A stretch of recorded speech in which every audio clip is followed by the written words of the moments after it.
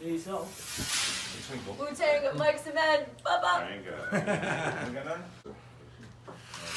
All right. John Newby, YRB Magazine. My first question is to Sasha. Why do this doc now? You know, after say Fresh Dress and everything. Was it in the Nas doc? Was this something that you wanted to do first, and then this timing thing, or is this the time that when you decided to do it? Well, for me, as a storyteller and a filmmaker, I started my career in a way with Wu-Tang. You know, I used to publish a hip-hop newspaper called Beatdown, and we were the first to give them major coverage. So to have the opportunity 25 years later to tell their story and go beyond just the music, go into things that I feel like are important, like racism, Staten Island, horrible school systems. You know, while I was a writer too, I didn't have the best voice, but I found my voice in hip-hop writing about hip-hop, right? And so I too hip-hop has changed my life.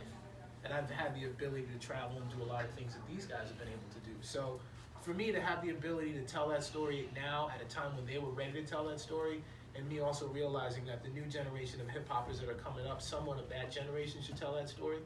You know, so as a filmmaker right now, I'm doing an Al Sharpton film. I'm doing a lot of other things that are a bit more contemporary to where I am in my life, right? These guys, what they made was the soundtrack to my life and many of our lives, but also what it is that they experienced was what I experienced in my neighborhood. So I felt it was important to make something that people had a better understanding of the music, of course. The music is incredible, it's inspirational, but where did the music come from? What was the climate and the environment that fostered who they became and where they are? This and all that, but that's crazy. But how'd you get the video? No snitching. That's crazy. They got footage of me. I was It's like, like the first where movie the is about fuck you. did you get this footage from, man?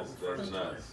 You called me my son. I was like, yo, how'd you get this thing? I didn't know I was being recorded in some of this shit. Right. Yeah, they got some good footage, some good. I still don't know how y'all did it, but it's some good footage. Great team. But I think it really lends to the documentary. It makes it feel more real. Like you feel like you know you a lot more. When you watch the documentary, you just have a bunch of interviews where people are just talking about you, or you're just talking about what's around you. Like this, Right. It's like you're in the moment, and that really helps connect the audience with. I think it was a great job. Amazing. Definitely. Yeah, man, that's good. That's Sasha, you motherfucker. Nice. Takes a village. You got a strong village. That's what's up. Amanda Bernstein. So it was really cool hearing that you guys personally delivered your album for the Stretch Armstrong show. What was that experience like? And when you first heard it on air, I mean, what did you guys do? I remember that day. You talking about Do you Stretch think he was Armstrong gonna about play Beatdown? it? Yeah, Yeah, when you actually knocked on the door and gave it to him. It was like 100 of us. I remember not being able to get into that building. Remember that? How did you was guys like get the in? university? Outside, we was outside. Some of us was outside. Some of us was just lingering. There It was was so too many many. of us. It was- they didn't it was- want to let us in. Right. Yeah, we was Right. scary. We was scary back then too. Yeah. We was all black down with fatigues on, Timberland boots, Timberland big boots. coats. Some of us Yeah, had bulletproof vests on. They're like, And just let him in, It was baby. like, those two can come in. Like, Y'all. what's it, nothing, man? But the rest of I y'all gotta stay outside. Oh man, We was Yeah, I scary remember little that. kids, man. Yeah. So how did you get in his hands? I mean, Yo, he let us in Yeah, eventually. he did. He let us in. I remember like Busta Rhymes and Leaders in the New School and them being up there too at oh that time. wow. Yeah, Everybody- Q-Tip and Fife Dog. You had to go through Stretch and Barbito in New York if you wanted to come up. That was one Right. of those avenues. Like you had to go there. You had to freestyle and show the people that you were ready to take on that platform. But if I'm not mistaken, they didn't even want to check the album. Like they just thought we were just a bunch of dirty Staten Islanders. We can see these all the time. Well, you know, Mook, your first manager, Yes. was what he did actually was really. I loved watching that. He went into every record store and was like, "Do you guys have that song I heard on the radio?" And he really and everyone was like, "Oh my God, I love that song!" Like, you know. And he said he went to different states and did the same thing until it, you know, took over as it did. Yeah. So, you know, that We ran. that's real hustling. We ran his car. We ran his car on down to one wheel. I bet in Virginia, I probably popped off. Yeah, he had a Scorpion, like a two-door car, so it was called a Scorpion, and we must have drove that car everywhere to do radio and college promos and all that stuff. Promo. And we had Tim's on, and our Tim, you know, I had a pair of Tim's. I just called them the boots that paved the way, because these boots was like, you know, after we started making some money. I put him up in the closet, and he was lean, and he was dusty, and he was all. But it's good luck. Yeah, but I used to always look at him like those are boots that paved the way right there, Right. you know, and that's what it was. Mook was a part of that. He was there in the beginning stages, and he definitely had footwork. Yeah, Luke used to drive the bus. Yeah, he used to help us. He used to drive the bus and put the bus driver aside. Yeah, He put that aside to come and He drive believed us in you around. guys. He Yeah. saw the realness in your face. He said. He He used to drive city bus, right? Yeah, He used to drive the bus. Still That's driving. why he was taking us everywhere. He was, I think, still driving. Still driving, I think. Nice He's shot. retired. He stopped retired. But shit, lucky him. Those were fun days, though. In my book, I had to sugarcoat certain things because certain dudes is too notorious. I couldn't say where I want to say, so I had to, lower it down a little bit. I had to leave that shit alone too, because he got mad. But I said, I can't put your shit on blast like that. Like, you know what I'm saying? Thumbs up. Because that's my brother. I can't even put him in that light. You know what I mean? So, but the book is definitely a reflection of the same thing. You know what I mean?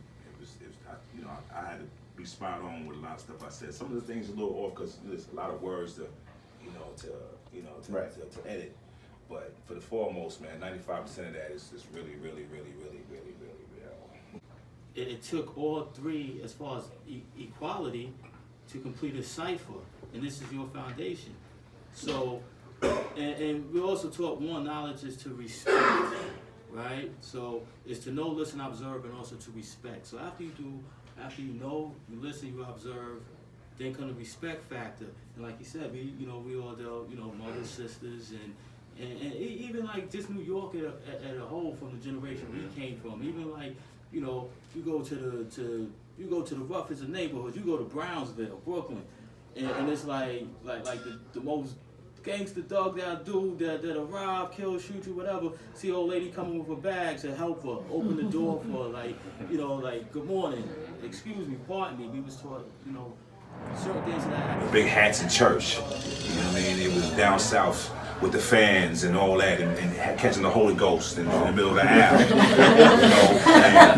I came from that family, so I had to be around that, and I was always respected the women in my family. You know what I mean? So that's just what it was. You know what I mean? We came from an era where you get slapped by your moms. You get whipped by your moms. You get your ass beat by your moms and your grandmoms and all that. I mean, my mom. his mom. His mom. Each other's mom. I was about to say that too. It's like you go downstairs, Mrs. Hunter, you go out of pocket, she be screaming on you. Mrs. Linda, his mother, you out of pocket, she be like, Lamar, I see you down there, motherfucker. You out of pocket. You know what I mean? You had, Mrs. I forgot the lady's name. 260. Nah, 1 or 260. Margie. Nah, the old black woman, she used to be with the slippers on. She used to be called little Sally.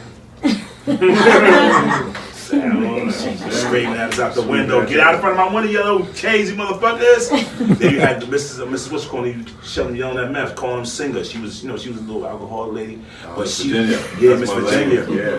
She's like, she told Method Man, singer, sing to me, please. In the middle of that, she just rolled on the window. Sing for me, sing for me. Sing for me. Method come up there, start singing, beating on his chest, and start rhyming for and shit. And I used to be like, damn, what the fuck is going on? But women were always in our community, man. You know what I mean? And they was it was the ones behind our birthday parties. They was the ones giving us the presents. Even though we didn't have no fathers, because that's one thing we all have in common. Right. Fathers. Broken families. We didn't have no fathers. We didn't have no male guidance. So the woman was queen, and this is what it was, man. Yeah, Meth Moms. That's what I like. It's much more. That's Method Man's mom. She was in there my last day of court. She I was was there. trial for 3 years. You know what I'm saying? So yeah, beat me in the head right there. But you're there. Yeah, she's We're bad. there. Like, And Bring you guys to the other Get it room with together. the other guys. The crazy part. Hey viewers, it's Amanda Bertoncini with ABTV, and you just finished watching part 2 of Mics and Men with Wu-Tang Clan. Keep following me and subscribe, like, and comment below. Thank you all.